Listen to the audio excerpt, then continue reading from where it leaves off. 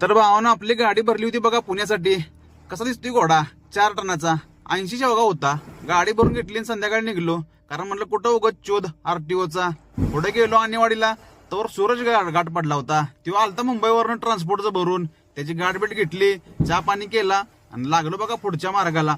पुढे गेलो तर बघा रस्ता, काय रस्ता झाला या. पावसामुळे रस्त्याचं लय बेकार हाल झालं या. काय बघा की रस्ता कसा फुटला या, आणि त्यात पाणी भरल्यावर काही दिसत नाही. तर डायरेक्ट आलो बघा खेड शहापूरला, आणि तिथं आपल्या कराडचीच एक गाडी होती, तो घाट पडला होता. मग त्या संगत जरा चहा पाणी केला आणि आलो बघा मार्केटला. मार्केटला गाडी गेले गेले खाली झालती, आणि तिथनं आपल्याच पुढचं एक जुगाटला आलो होतं येताना भरायचं. म्हणलं सकाळ सकाळ काय ट्रॉफिक नसते, जाऊया पुढच्या पॉइंटला, तिथं जाऊन झोपूया. आलो बघा भोसरीत फुलाखाली लावली गाडी निवांत मध्ये आणि दिलीत ताणून. सकाळी म्हणलं जाऊया पार्टीदार गेलो सकाळ सकाळ.